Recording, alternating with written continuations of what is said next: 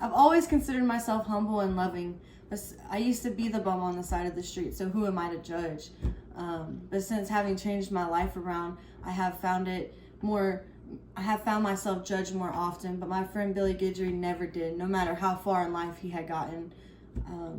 Hi, I'm Cindy James, and I'm going to tell you about how my dear friend Billy Guidry influenced and impacted my life before he passed away.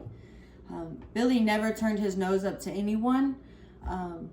If he saw someone on the side of the street or sitting outside, he would give them a few dollars, even if they didn't ask.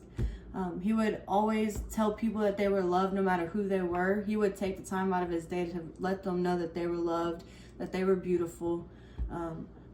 He would always remind me that we once were lost too, and that we need to be more understanding and empathetic towards these people, and that we should be more like God.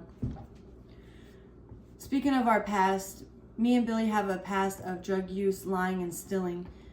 Billy would consistently remind me that we have taken so much from the world that it is now time for us to give back to the world. Now, Billy was not wealthy when it came to money by any means, but when it came to love, he had plenty to give to anyone, and it didn't matter who you were, he would take the time out to give you some. It didn't matter where you were at in your life, he would take the time out to let you know that, hey, God loves you and I love you. It is very easy as humans for us to judge people, especially when we see them on the side of the street or whatnot. But Billy would remind me that that was us at one point, and that God would want us to be loving and caring and non-judgmental to those people. I try to be more like Billy because of this. If I see someone needing a few dollars, I try to give them a few if I have it. Whenever I see someone hurting, I try to be a listening ear. When I see the beauty in someone, I try to let them know about it.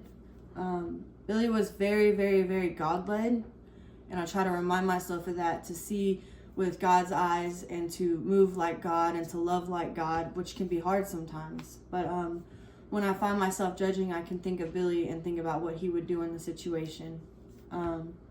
So today I have told you the impact that Billy Guidry has had on my life before he passed away.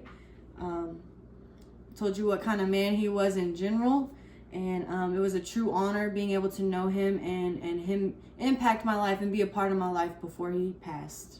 It was an honor and blessing.